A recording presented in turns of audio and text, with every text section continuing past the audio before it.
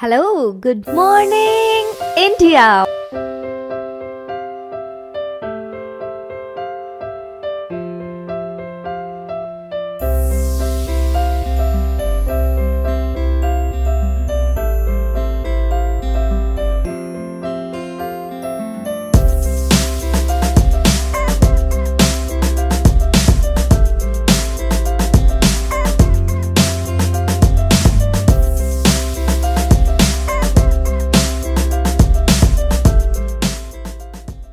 Monday to Friday, back to back classes live from studio.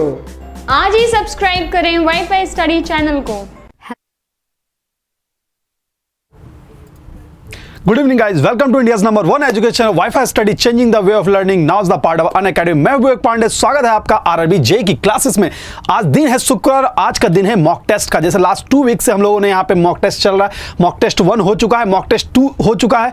अभी तक आप कितनी आपकी प्रिपरेशन हो चुकी है ये हमें जरूर बताएं कि मॉक 2 तक आपका परफॉर्मेंस कैसा था। यानी आज का सेशन हम स्टार्ट करेंगे मॉक 3। आज के सेशन आपको देखना आपका प्रिपरेशन कहां तक हुआ है। एग्जामिनेशन की डेट रिसेंटली अब अनाउंस होने वाली, तो चेक योर सेल्फ भी अब करने की आवश्यकता है। तो आज का थीम है मॉक टेस्ट। क्वेश्चन 20 होंगे, क्वेश्चन 30 होंगे, मार्क्स 30 होंगे। आज का थीम है चेक योर सेल्फ। तो हम ज्यादा टाइम नहीं लेते हुए जल्दी क्वेश्चन आपके सामने लाते हैं और चेक करते हैं कि आपका प्रिपरेशन कहां तक हुआ है। चलिए तो चेक योर सेल्फ। तो सबसे पहले पहला क्वेश्चन आपके सामने ये रहा स्क्रीन पे। पहला क्वेश्चन है the 8-bit encoding format used to store data in a computer is. इनमें से कौन सा इनकोडिंग फॉर्मेट है जो 8-bit का डेटा स्टोर करता है। ये चैप्टर मैंने सेकंड क्लास में पढ़ाया था, अब वीडियो देख सकते हो, मैंने सबका डिटेलिंग करी थी वहां पे लेक्चर क्लासेस नंबर 2 में जाके देख। तो सिंपल सा बात है, अगर आपको याद होगा तो ASCII की लेंथ कितनी होती थी। अगर मैं बात करूं ASCII American standard code for information interchange, इसकी लेंथ होती थी 7 बिट की।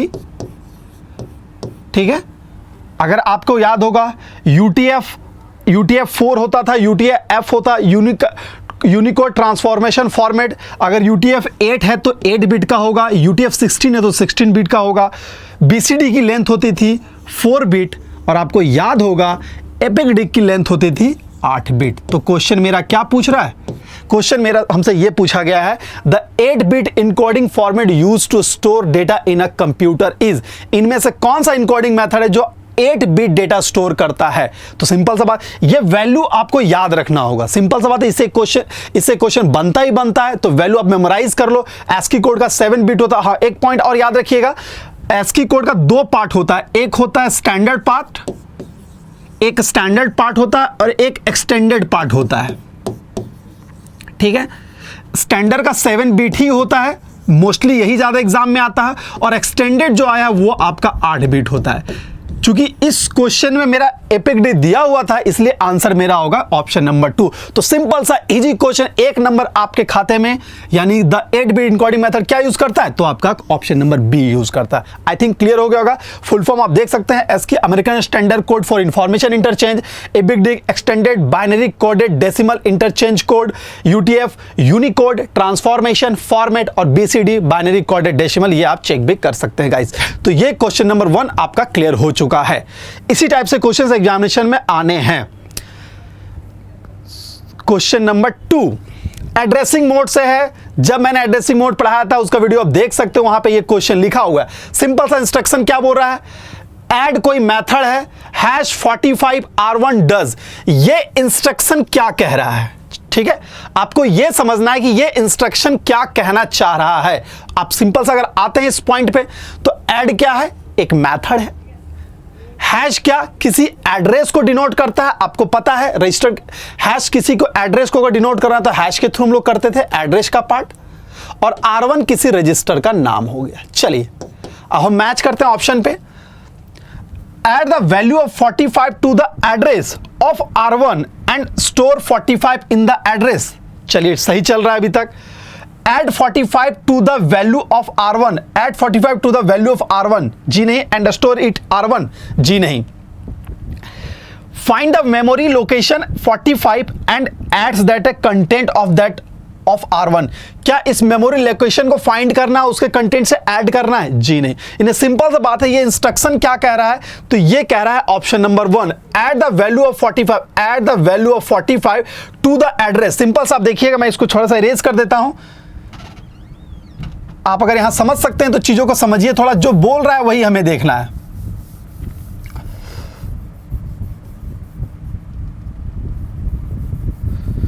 तो स्टेटमेंट मेरा ये इसने कहा क्या है, इसने मुझे डायरेक्ट यही कहा है कि ये इंस्ट्रक्शन क्या कह रहा है। तो सिंपल सा, add the value of 45, add the value of 45, address of R1, address of R1 and store 45 in that address, and store 45 in that address. देखो एड्रेस के लिए दोनों हैज का यूज कर दिया हुआ है। तो सिंपल सा बात है, ये स्टेटमेंट क्या कह रहा है, तो ऑप्शन नंबर 1 कह रहा है। थोड़ा सा समझ, इसके लिए आपको एड्रेसिंग का क्लास देखना होगा, आप जाके देख सकते हैं वीडियोस को। मैंने कुछ चीजों का ये फॉर्मूला है, ये वैसे अगर मैं बता दूं तो ये आपका इनडायरेक्ट एड्रेसिंग मोड, सॉरी, ये आपका इनडायरेक्ट एड्रेसिंग मोड का फॉर्मूला है। इनडायरेक्ट एड्रेसिंग मोड यही कहता है कि value of register serve as another indirect. ये रूल किसका है, तो याद रखिएगा, ये आपका इनडायरेक्ट एड्रेसिंग मोड का एक टाइप है। Indirect addressing mode, indirect addressing, ठीक है। इनडायरेक्ट एड्रेसिंग होता है, इंडेक्स एड्रेसिंग होता है, आपका रिलेटिव इंडेक्सिंग होता है, ऑफसेट इंडेक्सिंग होता है। मैंने ये सब कुछ बता दिया बेटा, उसी में ये किसका टाइप है, तो ये इनडायरेक्ट एड्रेसिंग मोड है। और ये कहता है क्या है, if the value of the register serve as the another memory locations and hence we use pointer to get data. तो सिंपल सी बात है, यही चीज यहां पे हो गई। आई थिंक ये क्वेश्चन समझ में आ गया होगा, नहीं तो एक बार दोबारा आप इसे देखें, चीजें क्लियर हो गए। अगर आपको कंसेप्ट क्लियर नहीं है एड्रेसिंग मोड का तो थोड़ा सा दिक्कत हो सकता है। चलिए अब आते हैं क्वेश्चन नंबर 3 पे। क्वेश्चन नंबर 3 क्या कह रहा है, the addressing mode which makes use of indirection नहीं होगा, इंस्ट्रक्शन होना चाहिए। चलिए कोई बात नहीं। The addressing mode which makes use instruction pointer is, यानी कि इनडायरेक्शन पॉइंटर का यूज कौन सा मोड करता है। तो सबसे पहले आपको ये सारे एड्रेसिंग मोड के बारे में जानकारी होना चाहिए गाइस, तभी आप जवाब दे सकते हो। तो सिंपल सा बात है कि मैंने इनडायरेक्ट मेमोरी लोकेशन, क्वेश्चन ये पूछ रहा है इनमें से कौन सा एड्रेसिंग मोड है जो क्या यूज करता है, जो एड्रेस को use of indirect pointer is index addressing mode, relative addressing mode या ऑफसेट एड्रेसिंग मोड। आपको यह जवाब देना है कि इनमें से कौन सा मोड यूज किया जाता है। चलिए अब आते हैं यहां पे। तो सबसे पहले इनडायरेक्ट एड्रेसिंग मोड क्या कहता है, तो इनडायरेक्ट एड्रेसिंग मोड यही कहता है the value of the register serve as another memory location. यह कहता है value of register serve as another memory location. देखो अनदर मेमोरी लोकेशन, ठीक है। तो ये क्या कर रहा है, ये रजिस्टर से रिलेटेड पार्ट है। रजिस्टर है कहीं ऑप्शन में, नहीं है। चलिए दूसरा पार्ट आता है indirect addressing mode. Indirect addressing mode, sorry, index addressing mode. Index addressing mode क्या कहता है, ये बोलता है index addressing mode is obtain bye index register with address part. ये क्या करता है, इंडेक्स रजिस्टर का यूज करता है। इंडेक्स, ठीक है, रजिस्टर प्लस ये इंडेक्स रजिस्टर का यूज करता है और प्लस आपका इंडेक्स रजिस्टर का एड्रेस पार्ट ये यूज करता है। तो बेटा एक चीज आप समझ जाओ, ये क्या बोल रहा है, इंडेक्स रजिस्टर का एड्रेस यूज करता है। तो इंडेक्सिंग हम लोग जब भी करते थे, अगर पॉइंटर यूज करते थे तो उसमें इंडेक्सिंग का यूज होता था ना। सिंपल सा बात है, इसका अगर आप देख सको, अब उस वीडियो को देखना, उसमें मैंने डिटेलिंग करी है इसे, तो ये चीजें आपको यहां पे क्लियर हो जाएगी। सिंपल सा बात है, यहां पे पॉइंटर बोला हुआ है और चूंकि यहां पर भी इंडेक्स का पार्ट है, तो इंडेक्स हमेशा पॉइंटर से ही डिनोट किया जा रहा है यहां पे, ठीक है, ये वाला पार्ट। तो इसीलिए इसका आंसर हो गया ऑप्शन नंबर बी। बाकी रिलेटिव का कहना बस ये होता है, रिलेटिव एड्रेस आपका ये बोलता है कि address obtained by address the content of program with the address part of instruction. Relative address कहता है, यहां मैं लिख देता हूं, रिलेटिव एड्रेस क्या कहता है, ये कंटेंट ऑफ प्रोग्राम लेता है, ठीक है, प्लस कंटेंट ऑफ प्रोग्राम लेगा और प्लस ये क्या लेता है, address part of instruction, address part of instruction. तो बेटा ये सारे जितने इंडेक्सिंग मोड है सबका ये खासियत है। सिंपल सा ये आपको ये याद रखना होगा किसका क्या तरीका। सिंपल सी बात है, अगर इनडायरेक्ट एड्रेसिंग मोड की बात करें तो वो क्या करता है, वो रजिस्टर ही किसी और मेमोरी लोकेशन की तरह काम करता है। इंडेक्स में क्या होता है, इंडेक्स रजिस्टर को ही एज इंडेक्स की तरह ट्रीट करता है। रिलेटिव एड्रेस में क्या करता है, तो रिलेटिव एड्रेसिंग मोड में कंटेंट ऑफ प्रोग्राम और for address part of instruction का यूज कर, यानी प्रोग्राम का कंटेंट को भी यूज करेगा और जो एड्रेसिंग पार्ट होता है प्रोग्राम का उसका भी यूज करेगा। लेकिन ऐसा यहां कुछ नहीं, स्टेटमेंट बस ये कह रहा है कि पॉइंटर कौन, इन डायरेक्शनल पॉइंटर का कौन यूज करता है। तो सिंपल सा बात है, पॉइंटर लिखा हुआ इसलिए ऑप्शन नंबर 1 इसका, सॉरी ऑप्शन नंबर 2 यानी इंडेक्स एड्रेसिंग मोड सही आंसर हो गया। एड्रेसिंग मोड आपको पूरा क्लियर हो जाना चाहिए। सिर्फ क्लियर है, अब आगे बढ़े यहां पे। चलिए next question, question number 4। Question number 4 की अगर मैं बात करूं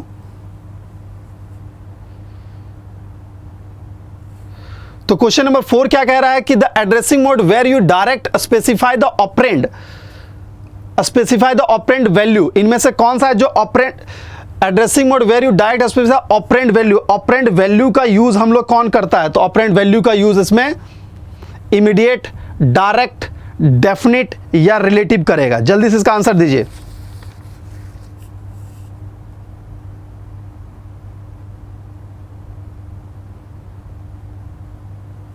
चलिए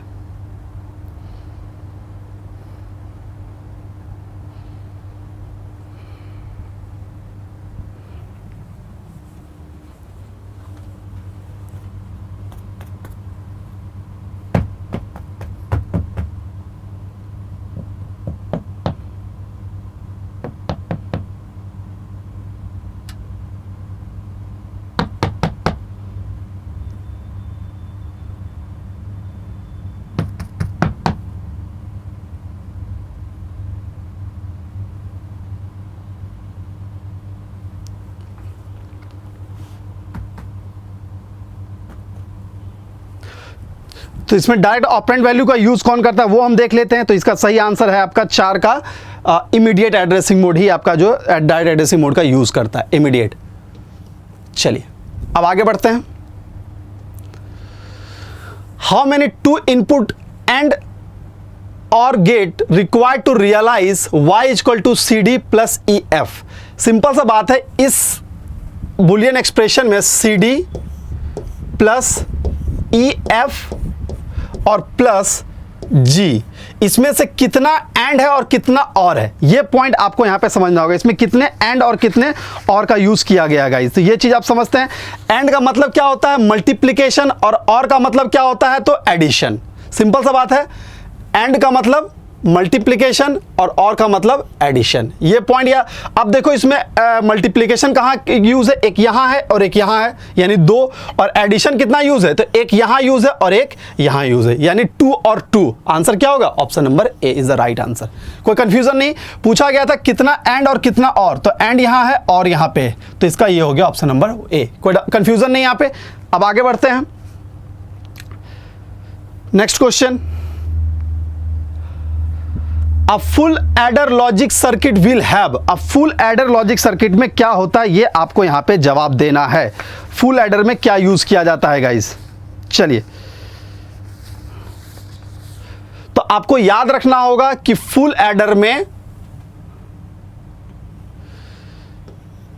3 इनपुट होता है, ये वैल्यू याद रखना होगा। 3 इनपुट होता है और 2 आउटपुट होता है विथ कैरी, ठीक है। ये हो गया फुल एडर का। अब आते हैं हाफ एडर पे। हाफ एडर बस ये याद रखना है कि 2 इनपुट होगा इसमें और 2 आउटपुट होता है, ये पॉइंट याद रखिएगा। उसमें क्या होता है, 2 इनपुट, उसमें 3 इनपुट और 2 आउटपुट, और इसमें 2 इनपुट और 2 इनपुट और 2 आउटपुट विथ कैरी। चलिए, यानी ऑप्शन में मेरा क्या जा रहा है, फुल एडर पूछ रहा है तो 3 इनपुट, ये याद रख लीजिएगा, इसमें ज़्यादा कुछ नहीं है, डायग्राम नहीं पूछा, यही क्वेश्चन पूछते, ये वैल्यू आपको याद, तो 3 इनपुट एंड 2 आउटपुट किसमें आ रहा है, ऑप्शन नंबर डी में इज द राइट आंसर। चलिए अब आगे बढ़ते हैं, question number next, The output will be a low for any case when one or more input are zero। कहने का मतलब है इनमें से कौन सा गेट है जिसमें आउटपुट हमेशा लो रहेगा अगर एक और एक से अधिक इनपुट मेरा जीरो है तो। यानी कहने का मतलब है कि A और B है, ये जीरो, ये 1, ये 1, ये जीरो, ये जीरो, ये जीरो, या 1 और 1, पॉसिबिलिटी यही है। तो क्वेश्चन बोल रहा है कि अगर एक भी जीरो आ जाए तो वो जीरो आंसर होगा, तो वो किस में होगा, अगर एक भी जीरो आ जाए तो वो आंसर जीरो किस में हो सकता है। आपको अगर ट्रूथ टेबल याद होगा तो आप देख सकते हैं वहां पे। चलिए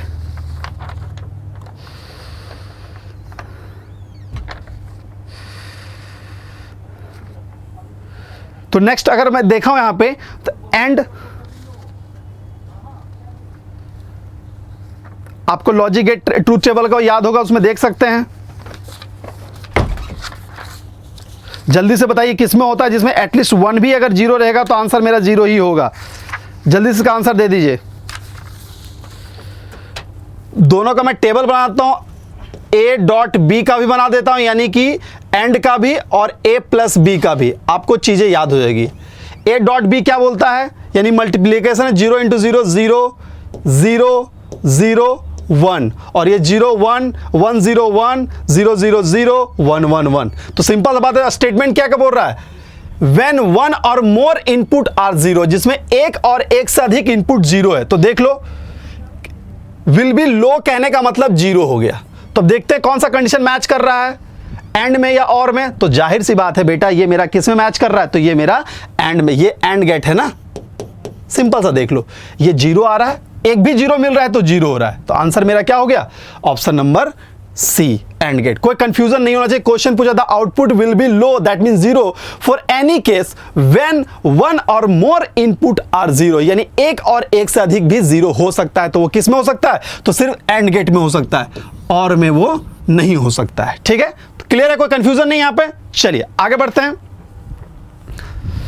नेक्स्ट क्वेश्चन नंबर 8 रहा ये स्क्रीन के सामने। क्या क्वेश्चन पूछा जा रहा था, ऑक्टल इक्विवेलेंट ऑफ, एक बाइनरी वैल्यू दिया हुआ है, बाइनरी यहां पे लिखा होना चाहिए। चलिए, एक बाइनरी वैल्यू दिया है बच्चा, और पूछा जा रहा है ये किस ऑक्टल के इक्विवेलेंट है। तो आपको बाइनरी से ऑक्टल निकालने का तरीका पता है, तुरंत यहां पे सॉल्व कीजिए, ऑप्शन रहने दीजिए क्या है, मैं यहां पे सॉल्व करता हूं।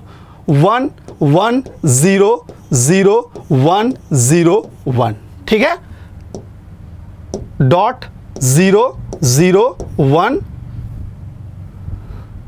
0 0 1 0 1 0, क्लियर है। चलिए, तो ऑक्टल का मैं रूल क्या कहता था बेटा, कि 4 का हम लोग, सॉरी 3 का हम लोग पेयर लगाते थे। तो हम पेयर लगा लेते हैं 3 का, 3 3,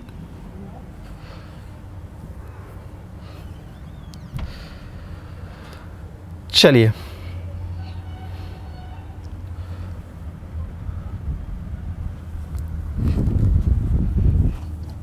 एक सेकेंड,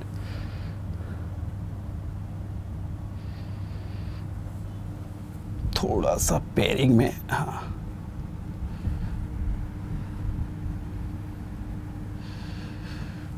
चलिए, तो हम लोग देखते हैं, पेयर करते हैं।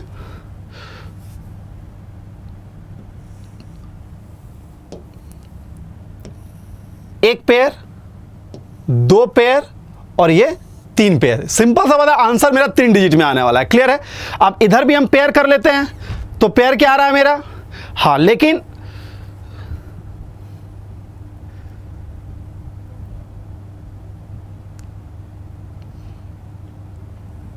एक पेयर और ये आपका, चलिए 2 पेयर, क्लियर है। अब पेयर चेक करते हैं, 1 2 4, 1 2 4 और 1।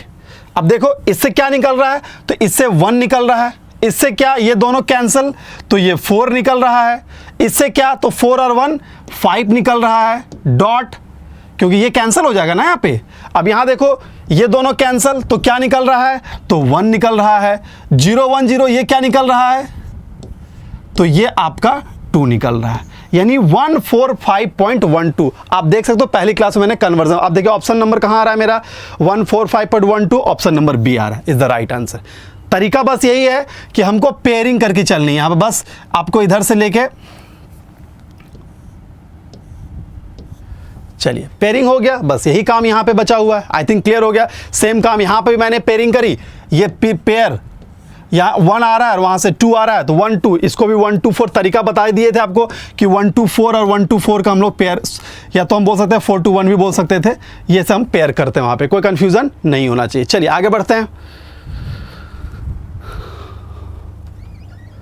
तो ये हो गया ऑक्टेल से बाइनरी, तो option number B is the right answer. अब आगे बढ़ते हैं next question, question number 9, what will be the maximum value of a single digit in a octal number system.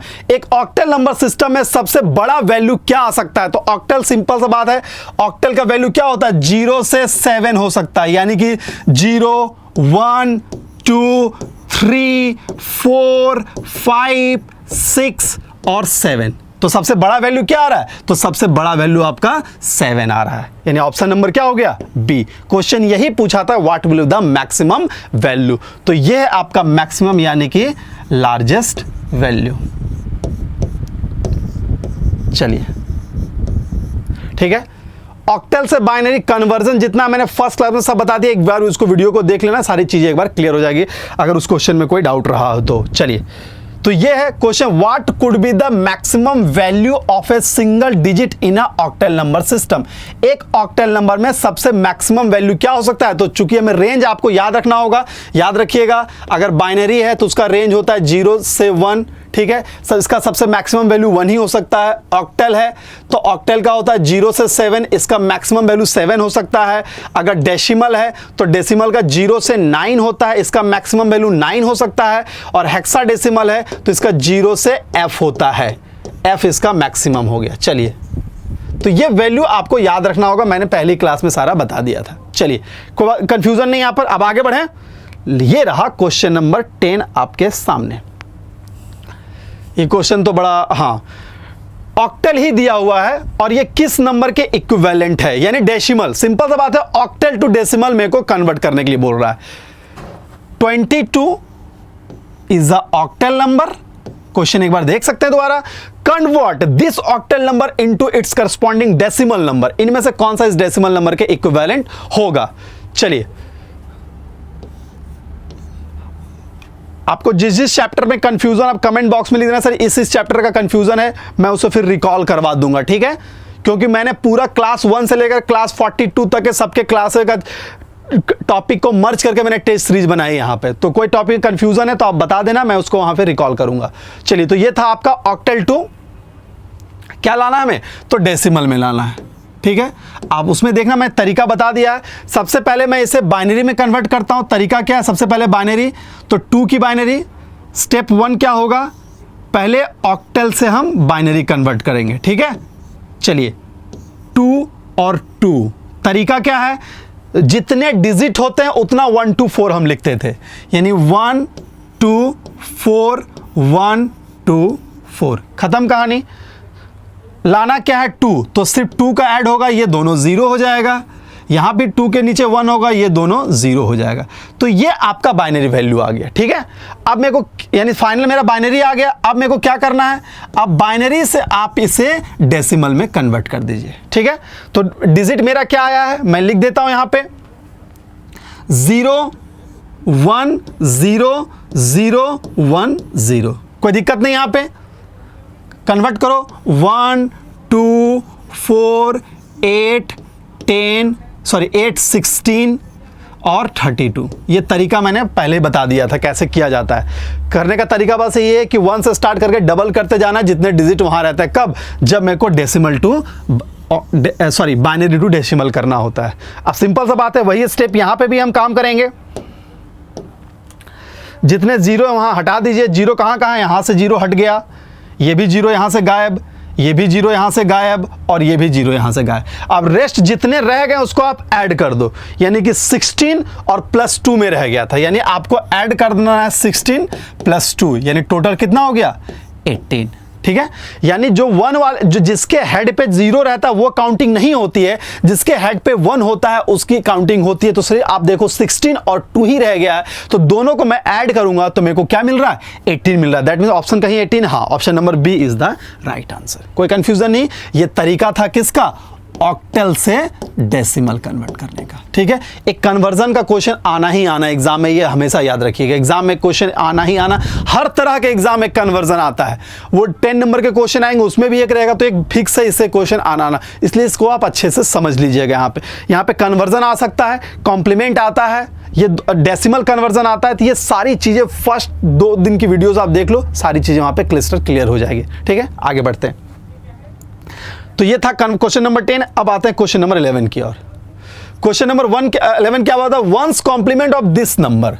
एक नंबर दिया हुआ है, क्वेश्चन नंबर 11 क्या बोल रहा है, एक नंबर दिया हुआ है लेकिन ये डेसिमल में दिया हुआ है, और आपको बताना, यानी पॉइंट में दिया, आपको बताना है कि ये कौन से ऑक्टल कौन से इसका वंस कॉम्प्लीमेंट क्या होता है। तो आपको याद होना चाहिए बच्चा कि वंस कॉम्प्लीमेंट का मतलब होता है, वंस कॉम्प्लीमेंट का मतलब होता है खुद का इन्वर्ट करना, यानी वो इन्वर्ट होता है। इन्वर्ट कहने का मतलब 1 है सो 0 हो जाएगा, 0 है सो 1 हो जाएगा। तो देखते हैं यहां पे 0.101 है, तो करते हैं रिवर्ट।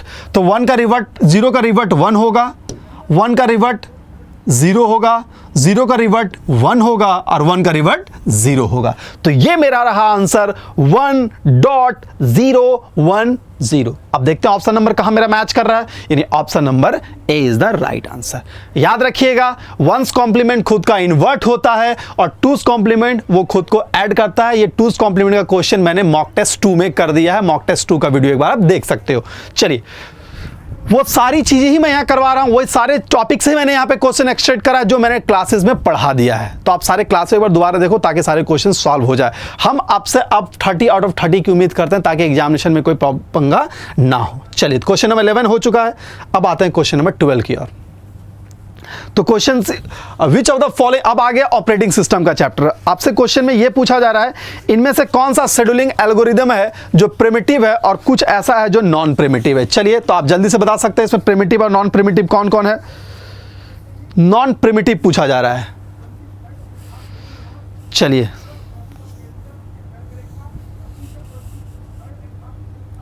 राउंड रॉबिन तो प्रिमिटिव होता है, FCFS। चलिए, तो आ तो गया आंसर, फर्स्ट कम फर्स्ट सब है जो आपका नॉन प्रिमिटिव होता है।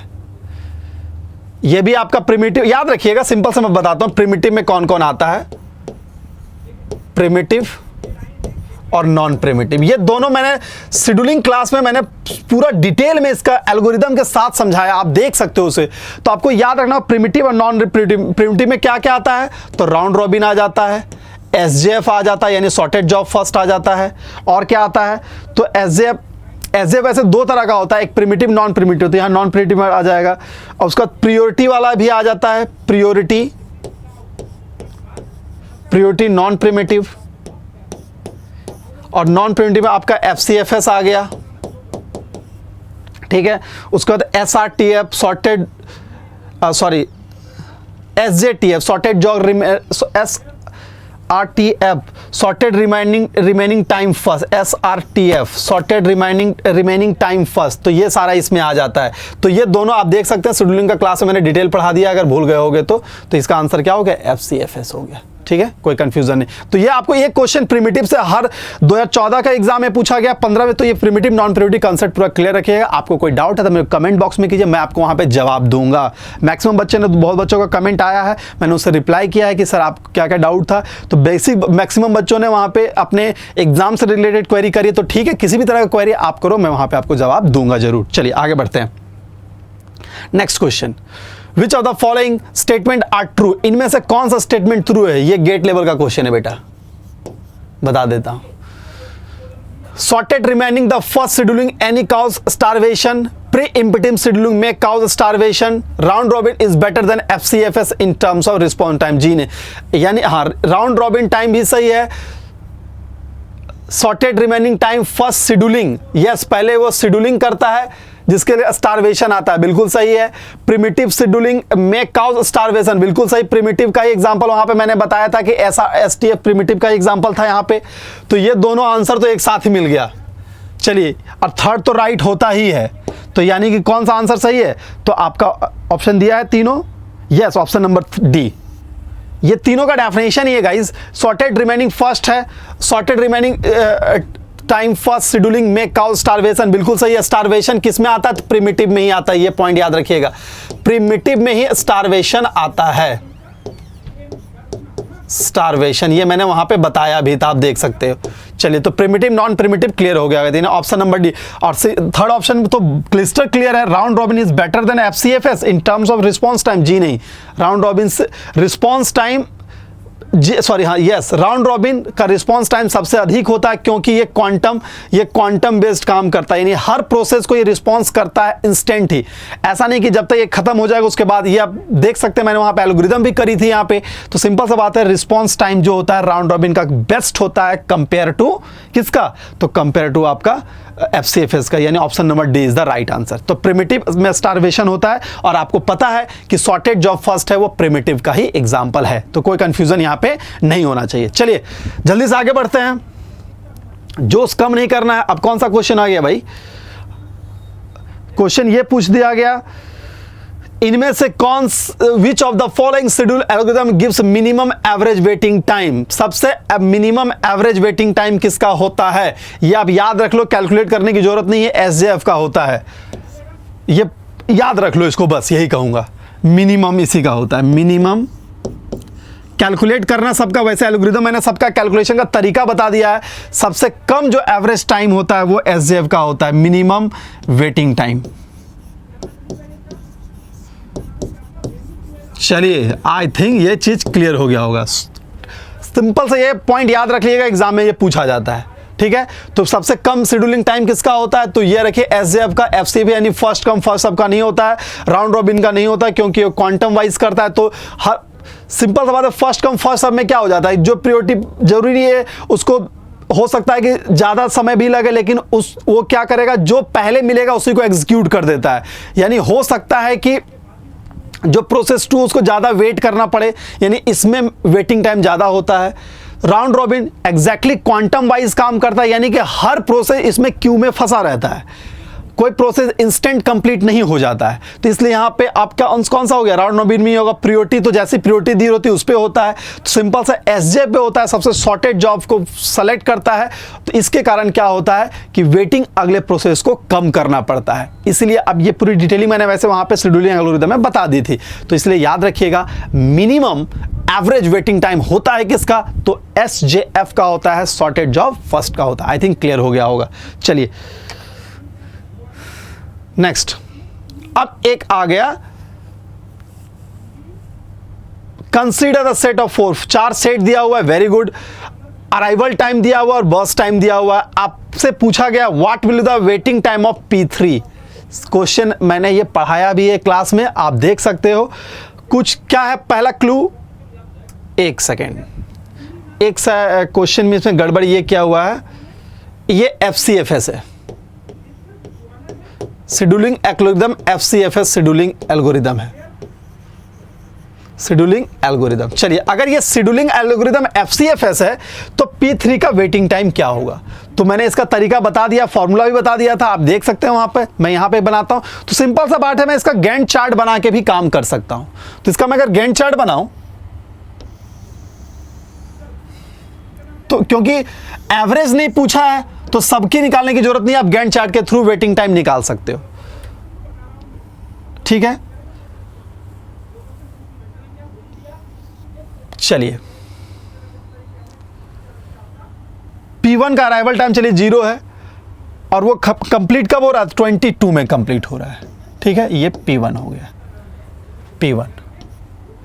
अब आते हैं P2 पे, तो P2 22 पे क्यू पे स्टार्ट हो चुका है, यानी रेडी क्यू पे आ चुका है, और कंप्लीट कितना में हो रहा है? तो 22 + 4 यानी 26 पे। इसका कंप्लीशन टाइम 26 हो गया, किसका? P2 का, ठीक है। अब क्या पूछा जा रहा है? अब आते हैं P3 का, P1 P2 P3, हाँ P3 का क्या है, तो 26 और प्लस 7, 26 और 7 कितना हो जाएगा, 26 और 7 7 जब 14 to 34, ऑप्शन शायद नहीं दिया, चलिए ये हो गया 34, ये 34 पे ख़त्म कर दिया, कोई दिक्कत नहीं। अब चलते हैं P4 का ये अराइवल टाइम, ये कंप्लीशन टाइम। P1 का ये हो गया 0 में इनिशिएट किया, 22 में कंप्लीट कर दिया, 20 P2 जो है वो 26 में कंप्लीट किया, P3 है वो 34 में कंप्लीट किया, और P4 कब कंप्लीट कर रहा है, तो 34 और 3 कितना हो गया, 37, ये 37 में। तो सिंपल सा बात है, ये जो लास्ट पॉइंट है उसका कंप्लीशन टाइम है, और जो फर्स्ट यूनिट है वो उसका वेटिंग टाइम हो गया। आप इसे वेटिंग टाइम समझ सकते हैं यहाँ पे, यानी 0 यूनिट पे P1 वेट कर रहा था, और वही P2 22 यूनिट पे वेट कर रहा था, और P3 26 यूनिट पे वेट कर रहा था, और P4 आपका 34 यूनिट पे वेट कर रहा था। तो हमसे क्या पूछा गया, हमसे पूछा गया है P3 का वेटिंग टाइम। तो बेटा P3 कब वेट कर रहा था, तो 26 पे वेट कर रहा था। कहीं ऑप्शन में है 26? Yes, option number A. तो डायरेक्ट बिना फॉर्मूला का आप गैंट चार्ट से भी इसको बना सकते हैं। ये आपका अराइवल टाइम, यानी जब वो पहुंचा उस समय वेट कर रहा था, सेम इसके साथ हुआ। तो ये था कंसेप्ट FCFS का। तो याद रखिएगा P3 का वेटिंग टाइम 26 हो गया, कोई कंफ्यूजन नहीं। अगर वही पूछा था P4 का वेटिंग टाइम, तो मैं डायरेक्ट लिखता P4 का वेटिंग टाइम यहां पे क्या हो जाता, तो 34 हो जाता।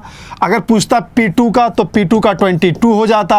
अगर पूछता P1 का, तो P1 का वेटिंग टाइम 0 हो जाता। तो सिंपल सा बात, हमसे पूछा क्या गया था, P3 का पूछा गया था। तो P3 का वेटिंग टाइम इसमें क्या है, 26 है। चलिए, तो कोई कंफ्यूजन नहीं है इसमें।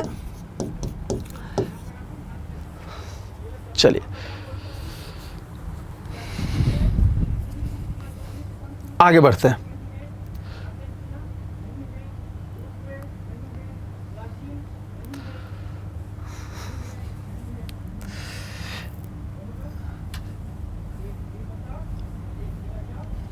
Question number 6, the network layer concern with, बहुत इजी क्वेश्चन है, नेटवर्किंग का क्वेश्चन आ चुका, बहुत इजी क्वेश्चन है ये, सिंपल सा आपसे बन जाना चाहिए यहां पे। The network layer concern, network layer किससे कंसर्न है, आप नेटवर्किंग का लेक्चर देख सकते हो, मैंने बता दिया था, फिर भी यहां बता देता हूं। बिट्स जो है वो फिजिकल लेयर से कंसर्न है, ये फिजिकल लेयर से कंसर्न है। फ्रेम जो है वो डेटा लिंक लेयर से कंसर्न है। ये इजी क्वेश्चन है, इसमें आपको फ्रैक्शन ऑफ सेकंड भी समय नहीं लगना चाहिए, और चूंकि ये प्रीवियस ईयर का क्वेश्चन था इसलिए मैंने यहाँ पे डाल दिया था गाइज। तो ये नेटवर्क लेयर का कंसर्न है। तो नेटवर्क सिंपल से याद रखिएगा, फिजिकल लेयर बिट फॉर्मेशन होता है, डेटा लिंक फ्रेमिंग फॉर्मेशन होता है, और नेटवर्क लेयर पे आपका पैकेट फॉर्मेशन। आंसर क्या होगा, option number C is the right answer, कोई कंफ्यूजन यहाँ पे नहीं होना चाहिए। चलिए बढ़ा जाए आगे। तो क्वेश्चन नंबर 16, अभी जैसे इलेक्शन खत्म होगा एग्जाम तुरंत अनाउंस हो जाएगा, प्रेडिक्टेबल आ चुका है डेट यहां पे, तो आपको जोर शोर बना के रखना होगा। चलिए, which transmission media has the highest transmission speed in a network, इनमें से कौन सा मीडियम है जिसका स्पीड सबसे हाई होता है, twisted pair, coaxial cable, optical fibre, electrical cable. Simple सी बात है, बहुत आसान है। सबसे अगर कम पूछा जाए तो याद रखिएगा सबसे स्लो होता है ये, और सबसे फास्ट पूछा जा रहा है तो सबसे फास्ट क्या हो गया आपका ऑप्टिकल फाइबर, जो ग्लोबली नेटवर्क के लिए यानी वैन के लिए यूज किया जाता है। इंटरनेट वगैरह जितना भी चलता है सब ऑप्टिकल फाइबर से ही चलता है। ये मैंने पूरा अच्छा detailing with diagram with speed मैंने बताया है नेटवर्किंग क्लास में, उस वीडियो को जाके दोबारा देख सकते हो। चलिए, ऑप्टिकल फाइबर सबसे हाईएस्ट स्पीड, ट्रांसमिशन स्पीड किसका हो सकता है, तो वो ऑप्टिकल फाइबर का ही होता है, कोई कंफ्यूजन नहीं होना चाहिए। चलिए, लगभग जीबीपीएस में इसकी स्पीड होती है, कोई कंफ्यूजन नहीं। यहां पर आगे बढ़े। हाँ, मल्टीप्लेक्सिंग यूज्ड इन, तो आपको बताना है मल्टीप्लेक्सिंग का यूज कहां होता है। पैकेट स्विचिंग में होता है, सर्किट स्विचिंग में होता है, डेटा स्विचिंग में होता है, या पैकेट एंड सर्किट दोनों में होता है। तो सबसे पहले आपको यह समझना होगा मल्टीप्लेक्सिंग का यूज कहां होता है। तो बेटा मल्टीप्लेक्सिंग का यूज होता है टेलीफोन लाइन में, टेलीफोन लाइन, ठीक है। टेलीफोन लाइन में मेनी टू वन का यूज किया जाता है, M2 आपको पता ही होगा। चलिए, मेनी टू वन के लिए यूज किया जाता है यहाँ पे। तो सिंपल सा बात है, इनमें से कौन सा स्विचिंग टेक्निक है जो आपका यूज किया जाता है मल्टीप्लेक्सिंग में। तो सबसे पहले सारी स्विचिंग टेक्निक आपको क्लियर होनी चाहिए, ये भी मैंने क्लियर पढ़ाया है पहले। पैकेट स्विचिंग में क्या होता है, मैसेज जो जाता है वो पैकेट के फॉर्म में जाता है, ठीक है। मैसेज जो जाता है पैकेट के फॉर्म में जाता है, पैकेट स्विचिंग में, और हर में एक एड्रेस डाल दी जाती है, और ये इसका बेसिकली यूज किया जाता है इंटरनेट में। इंटरनेट में कोई भी मैसेज आता है तो वो पैकेट के फॉर्म में जाता है, तो इसलिए पैकेट स्विचिंग का एग्जांपल है इंटरनेट। सर्किट स्विचिंग ही है, तो सर्किट स्विचिंग ही ऐसा काम करता है जिसमें अगर मैसेज ए से बी तक ट्रेवल करना है तो सबसे पहले एक डेडिकेटेड लाइन एस्टैब्लिश होती है, उसके बाद डेटा ट्रांसफर होता है। सर्किट स्विचिंग में डेडिकेटेड लाइन एस्टैब्लिश होगी, उसके बाद इसकी यूज की जाती है। तो डेडिकेटेड लाइन एस्टैब्लिश, और इसका इंप्लीमेशन क्या होता है बेटा, तो इसका इंप्लीमेशन आपका होता है टेलीफोन में। आपने देखा होगा कि टेलीफोन लाइन जब भी अगर कंस्ट्रक्ट की जाती है, सबसे पहले क्या किया जाता है, एक वायरिंग की जाती है, उसके बाद हम लोग कम्युनिकेशन करना स्टार्ट करते हैं। तो सिंपल सा बात है, इन सर्किट स्विचिंग का यूज कहां होता है, तो टेलीफोन लाइन में, और मल्टीप्लेक्सिंग का भी यूज होता है टेलीफोन लाइन में। मल्टीप्लेक्सिंग आपको पता ही है, मेनी टू वन का सेंस में हम लोग यूज करते हैं, मेनी इनपुट और सिंगल आउटपुट के सेंस में। तो यानी कि यहां इसका सही आंसर क्या हो जाएगा, सर्किट स्विचिंग। चलिए, ये टॉप 30 जितना भी क्वेश्चन मॉक टेस्ट में करा रहा हूं एग्जाम में, उसी के इर्द गिर्द ही क्वेश्चन आएगा। आप तैयार रहिए, अगर सारा कलेक्शन एक जगह आप रख लिए तो एग्जाम दैट मींस आपका क्लियर हो गया। तो कंसेप्ट आप जो भी आपको और डाउट आ रहा है, आप कमेंट बॉक्स, आप ऑफलाइन भी मैं वहां पे कमेंट्स आपको देता हूं। चलिए आगे बढ़ते हैं नेक्स्ट। हाँ, ये एक थोड़ा सा न्यूमेरिकल्स है। न्यूमेरिकल्स क्या पूछा जा रहा है, इन link transmitter, link that means data link, 40 frames लिखा है, that means data link layer का ही काम है, per second, and each slot has a 8 bit. The transmission rate of circuit is this TDM is. कहने का मतलब है, एक क्वेश्चन सिंपल सा बात समझिएगा, कोई डेटा लिंक लेयर में 4 फ्रेम पर सेकंड ट्रांसफर कर रहा है, और वो स्लॉट जो इंटरवल है वो आपका 8 बिट का, यानी हर फ्रेम की साइज 8 बिट है। तो ट्रांसमिशन रेट क्या होगा, सिंपल सा बात है, ये तो मैथ है, इजी क्वेश्चन है ये। ट्रांसमिशन रेट हमसे पूछ रहा है, रेट तो इक्वल टू, याद रखिएगा क्या फॉर्मूला होता है,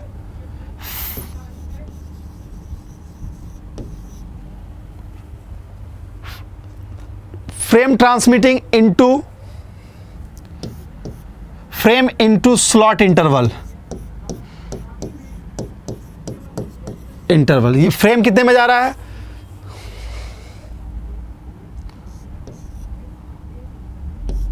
यानी कि यहां पे लिख सकते हैं transmitted frame into slot interval. Transmitter frame कितना है, तो बेटा ट्रांसमिटर फ्रेम मेरा 400 है, सॉरी 4000 है, और स्लॉट इंटरवल कितना है, 8 है।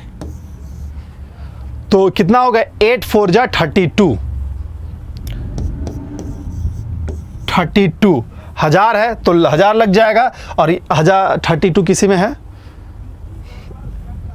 32,000। चलिए 32,000 आ चुका है। अब क्वेश्चन क्या पूछ रहा है, अब 32,000 किसके, अब देखो सिंपल सी बात है, आपको पता है मैंने एक पढ़ाया था कि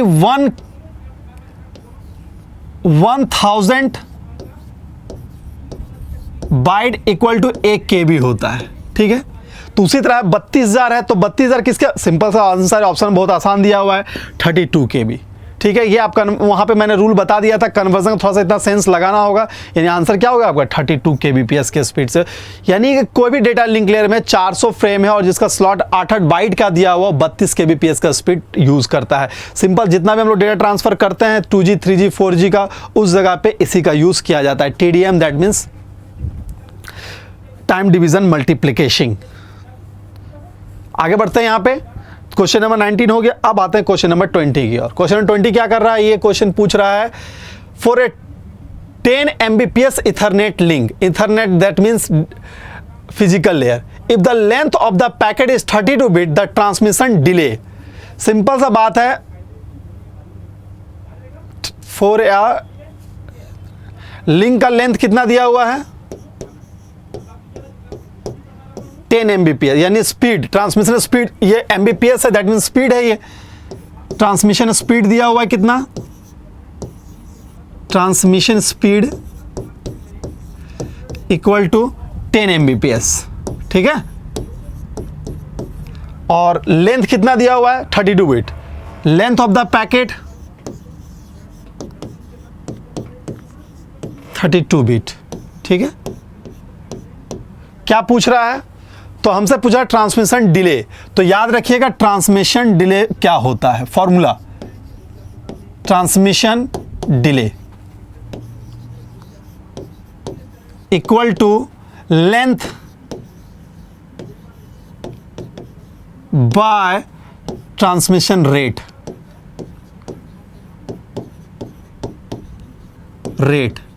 तो लेंथ कितना दिया हुआ था? तो लेंथ इसका दिया हुआ है आपका 32। ट्रांसमिशन रेट कितना है? तो 10 Mbps का दिया हुआ है, डिवाइड करो 3.2 आपका आएगा। अब देखते हैं 3.2 कहाँ दिया, वहाँ दिया हुआ है, बड़ा कंफ्यूजन ऑप्शन दिया था। चलिए तो 3.2 ऑप्शन नंबर ए। सिंपल से ये फॉर्मूला बेटा आपको याद रखना है, ट्रांसमिशन डिले का ये फॉर्मूला होता है। चलिए इजी सी फॉर्मूला है, ज़्यादा कुछ यहाँ कंफ्यूजन नहीं, बहुत लेंदी न्यूमेरिकल्स नहीं आने वाले हैं चूंकि जेई का पेपर है, तो कंफ्यूज आपको नहीं होना। आगे बढ़ते हैं। Question number 21, internal sorting use which memories sort. कहने का मतलब ड्यूरिंग सॉर्ट, कहने का मतलब जो इंटरनल सॉर्टिंग हम लोग कहते हैं, दो तरह का सॉर्टिंग होता था, एक इंटरनल सॉर्टिंग और एक आपका एक्सटर्नल सॉर्टिंग। ठीक है, पूरी सॉर्टिंग एल्गोरिथम मैंने करी है यहां पे, तो आपको बताना है इंटरनल सॉर्टिंग कौन सा मेमोरी का यूज करता है और एक्सटर्नल सॉर्टिंग कौन सा यूज करता है। तो अगर आपको याद है तो इसका जवाब दे सकते हैं आप, इंटरनल सॉर्टिंग। चलिए याद रखिएगा इंटरनल सॉर्टिंग जो होता है वो यूज करता है क्या, रैम यूज करता है, और एक्सटर्नल सॉर्टिंग जो है वो आपका हार्ड डिस्क यूज करता है। ठीक है, यानी एक्सटर्नल मेमोरी नाम से देखो, याद करने का तरीका आप सीख लो। एक्सटर्नल दैट्स में एक्सटर्नल मेमोरी, ये आपका क्या होता है, इंटरनल मेमोरी होता है ना बेटा, यहां पे इंटरनल मेमोरी, और ये आपका एक्सटर्नल मेमोरी होता है। चलिए तो ये पॉइंट आप समझिएगा, इंटरनल मेमोरी कौन सा हो गया, तो इंटरनल मेमोरी आपका रैम हो गया। तो रजिस्टर का यूज नहीं होगा क्योंकि रजिस्टर तो आपका प्रोसेसर का पार्ट होता है ना, तो क्वेश्चन में ही आंसर छुपा हुआ, internal sort internal memory that means RAM. कोई कंफ्यूजन नहीं है, ये आपका प्रोसेसर इसलिए ये इंक्लूड नहीं होगा। अगर एक्सटर्नल पूछता तो आंसर मेरा होता डिस्क। कोई कंफ्यूजन नहीं है। सॉर्टिंग वही bubble sort, insertion sort, selection sort, यही सारे सॉर्टिंग यहाँ पे हम लोगों ने डिस्कशन करी थी, और ये पूरा एल्गोरिदम भी हमने कर दिया है सॉर्टिंग के क्लासेस में। अब आगे बढ़ते हैं। चलिए नेक्स्ट पॉइंट, कोई कंफ्यूजन यहां देख सकते हैं, कोई का डाउट तो नहीं है। याद रखिएगा internal sort that means internal memory,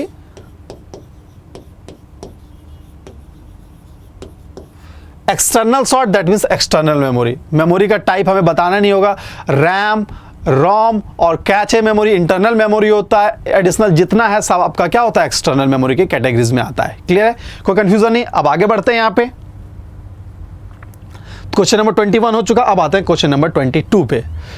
question number 22 क्या बोल रहा है, थोड़ा सा इसमें आप देखो, सिंपल सा बात है, अगर सॉर्टिंग का डेफिनेशन भी आपको याद है हर क्वेश्चन का जवाब दे। देखो बच्चे, आपको कंसेप्ट क्लियर रखना, आप ये दिमाग में लेके मत चलना कि बहुत इजी क्वेश्चन, बहुत कॉम्प्लिकेटेड क्वेश्चंस आने वाले, ऐसा कुछ नहीं आने वाला। आपको बेसिक क्या होता है सॉर्टिंग, अगर ये भी क्लियर है, सारे सॉर्टिंग के टाइप आपको क्लियर हैं, तो आप इसका जवाब दे सकते हो। अब बताना है विच of the following sorting algorithm consecutive adjacent pair of element in the array which compare with each other. इसमें कौन सा है जो कंपेयरिंग पे काम करता है, जल्दी से इसका जवाब दे दीजिए आप।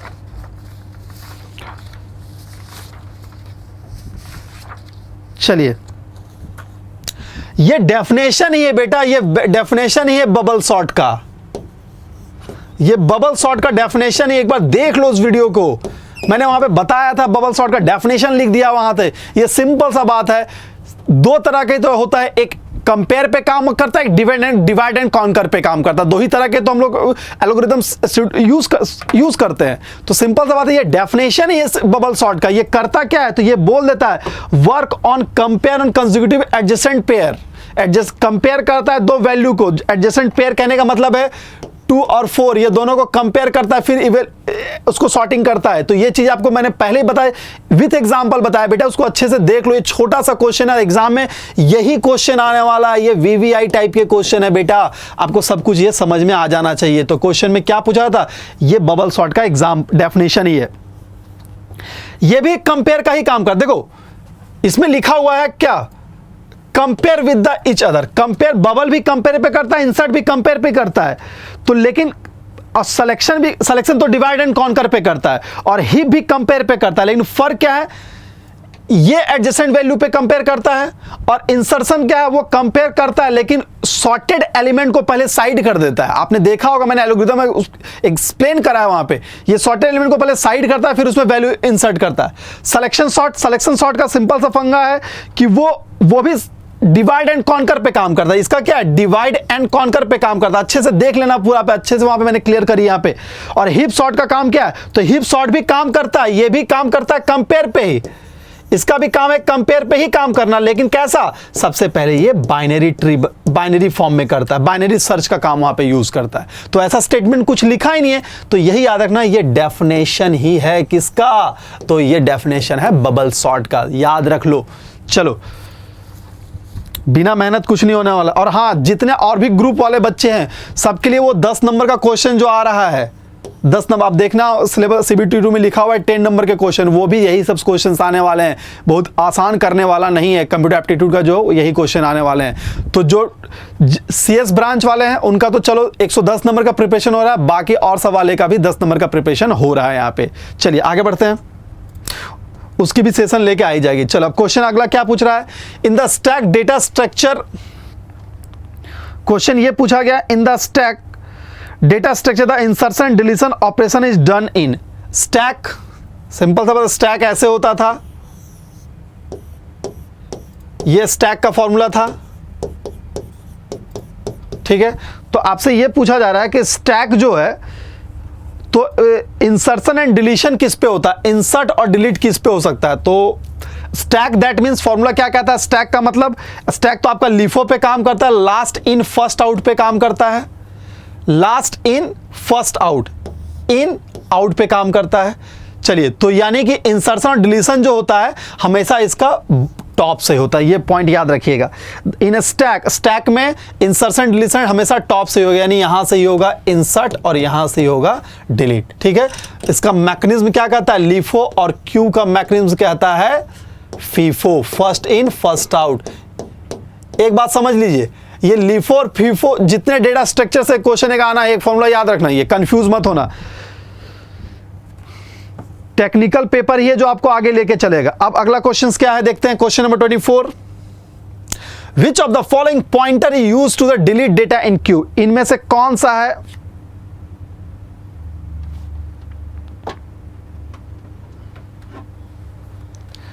क्वेश्चन क्या पूछा जा रहा है कि which of the following pointer use to delete अ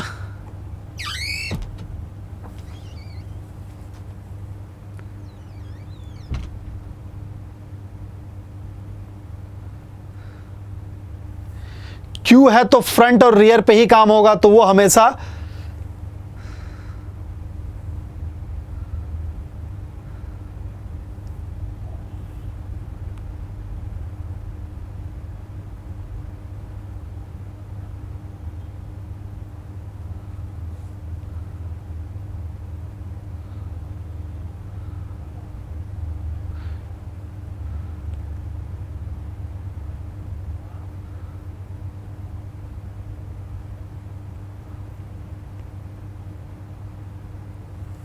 जल्दी से, क्यू दैट मीन्स ये वाला पार्ट,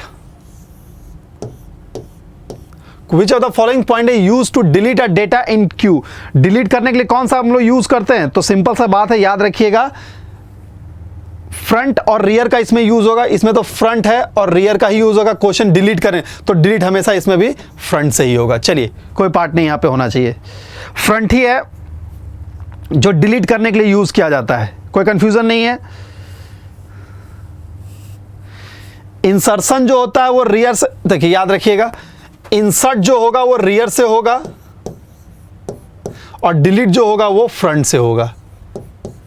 टॉप तो हो नहीं सकता क्योंकि स्टैक है, तो आपका क्या होगा, option number B is the right answer. चलिए, ये पॉइंट याद रखिएगा, ये रिपीटेड क्वेश्चन हुए हैं, ऐसा क्वेश्चन जो एग्जाम में बार बार ये पूछा है गाइस, तो ये कंफ्यूज मत होना यहां पे। चलिए, इंसर्ट हमेशा रियर से होगा और आपका डिलीट हमेशा फ्रंट से होगा। आगे बढ़ते हैं नेक्स्ट। अब एक बुलियन, हाँ चलिए, कोई कंफ्यूजन नहीं, जल्दी से बताइए, कोई कंफ्यूजन तो नहीं है, ये क्यू है ना बेटा, ठीक है। सेम टाइप का क्वेश्चन था। इससे पहले जो क्वेश्चन किया था क्यों फीफो पे काम कर रहा था, ये भी फीफो पे ही काम करेगा। तो सिंपल से ये पूछा सेम उसी टाइप का, डिलीट कहां से होगा, डिलीट आपका याद रखिएगा, अगर इंसर्ट करना पूछा तो इंसर्ट रियर से होगा, डिलीट आपका फ्रंट से होगा। सिंपल सा इजी क्वेश्चन है। यहाँ पे ऐसे ही क्वेश्चन एग्जाम में आने वाले हैं और मैं उम्मीद करता हूं आपके इसमें अच्छे मार्क्स आएंगे। एक्सप्रेशन क्या दिया हुआ है आपका, a प्लस बी ए। चलिए हो गया। यहां पे कंपेयर करते हैं, यहां पे सॉल्व कर लेते हैं। x इक्वल टू दिया हुआ है a dot A plus A dot A और ए बी। चलिए यही होगा। a डैश ए तो आपका 0 खत्म हो गया और a अब बच क्या गया, ए बी बच गया। अब जल्दी से बता दीजिए ए बी किसका है। तो सिंपल सा बात है बेटा, ये तो और है, सॉरी एंड है वो। जल्दी से बताइए मल्टीप्लिकेशन किस में होता है, एंड में या और में। आंसर आपका लिख चुका है वहां पे, बताइए जल्दी से। मल्टीप्लिकेशन किस में होगा, एंड है कहीं ऑप्शन, हाँ ऑप्शन है एंड, तो ये आपका एंड हो गया। आंसर क्लियर है कहानी। तो हमसे क्या पूछा था, यही ना, ये तो खत्म हो गया, 1 रह गया, तो रह गया मेरा सिर्फ ए, यानी x इक्वल टू आपका ए बी हो गया। ठीक है, A B that means and operation. चलिए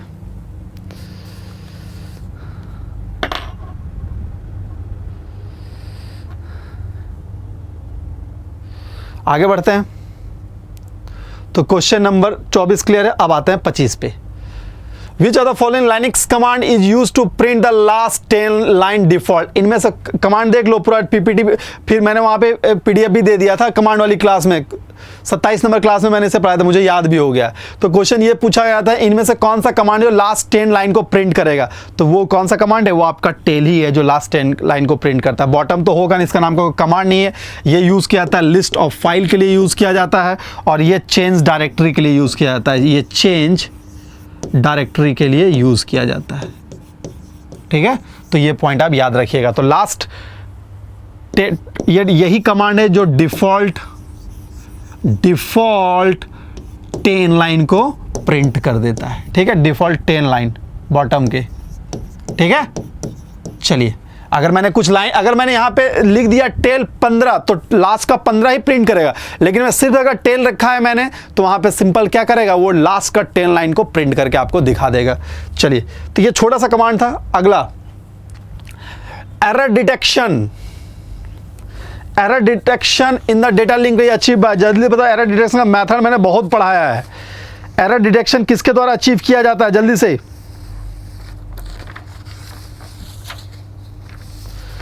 error detection achieve by, simple सा बात है यार, उतना रूल्स मैंने समझाया था यहाँ पे। CYC साइक्लिक रिडंडेंसी चेक, यही तो है एरर डिटेक्शन मेथड, बताया था। Error detection, error correction, parity bit, parity check, सब उसी में है ये सारा। अब है इक्वलाइजेशन, इसमें क्या CYC है जो आपका एरर डिटेक्शन मेथड होता है। मैंने इसका एल्गोरिथम भी कराया, आप देख सकते हो वहाँ पे। अब यहाँ सवाल आता है इक्वलाइजेशन क्या होता है, तो याद रखिएगा ये क्या होता है ना, इक्वलाइजेशन एक प्रोसेस है। Equalization is the process of adjusting the balance between frequency component. इसका काम क्या होता है, फ्रीक्वेंसी को बैलेंस करने के लिए यूज किया जाता है। ये क्या करता है, तो इक्वलाइज तो देखता है, आप देखे होंगे जब हम लोग टेप रिकॉर्डर प्ले करते हैं वहां पे इक्वलाइजेशन का ऑप्शन देता है। तो सिंपल सी बात है, वो क्या करता है, तो फ्रीक्वेंसी को बैलेंस करता है। ये फ्रीक्वेंसी को बैलेंस करता है। ठीक है, और बिट स्टफिंग तो फ्रेमिंग में यूज किया जाता है फॉर डेटा सिंक्रोनाइजेशन के लिए। फ्रेम यानी कि डेटा लिंक लेयर में यूज किया जाता है। ये तो डेटा लिंक लेयर में यूज किया जाता है किसके लिए, तो आपका मैसेज सिंक्रोनाइजेशन जो भी हम लोग करते थे, मैसेज सिंक्रोनाइजेशन बोल सकते हैं इसको, मैसेज सिंक्रोनाइजेशन के लिए यूज किया जाता है। चलिए, तो ये आपका बिट स्टफिंग हो गया। तो बिट स्टफिंग याद रखिएगा, it is a mechanism of insertion one or more non-information bit into a message to be transmitted to break the message sequence for synchronization purpose। तो इसका काम क्या होता है, मैसेज को सिंक्रोनाइज करने के लिए हम लोग यूज करते हैं। मैसेज को सिंक्रोनाइज करता है ये। चलिए, सिंपल सा है। तो क्वेश्चन क्या होगा, एरर डिटेक्शन के लिए CYC होता है, साइक्लिक रिडंडेंसी चेक। इक्वलाइजेशन नहीं होगा। वैसे मैंने चारों ऑप्शन बता दिया, और क्वेश्चन अगर बनता है तो आप याद रखिएगा। बिट स्टफिंग क्या है, तो मैसेज सिंक्रोनाइजेशन का काम करता है, और ऑल तो होगा नहीं, तो ऑप्शन नंबर सी आपका सही होगा, साइक्लिक रिडंडेंसी चेक। अरे यार CYC लिखा हुआ है, सॉरी CRC होगा, ऑप्शन गलत है, CRC होना चाहिए, सॉरी साइक्लिक रिडंडेंसी चेक होगा, साइक्लिक रिडंडेंसी। टाइपिंग मिस्टेक है, कोई दिक्कत नहीं, चलिए मैंने फुल फॉर्म भी इसे यहाँ पे लिख दिया, CYC लिखा हुआ है, वो टाइपिंग मिस्टेक है। आगे बढ़ते हैं। तो ये क्वेश्चन नंबर 20 हो चुका है। अब हम नेक्स्ट क्वेश्चन की ओर बढ़ते हैं।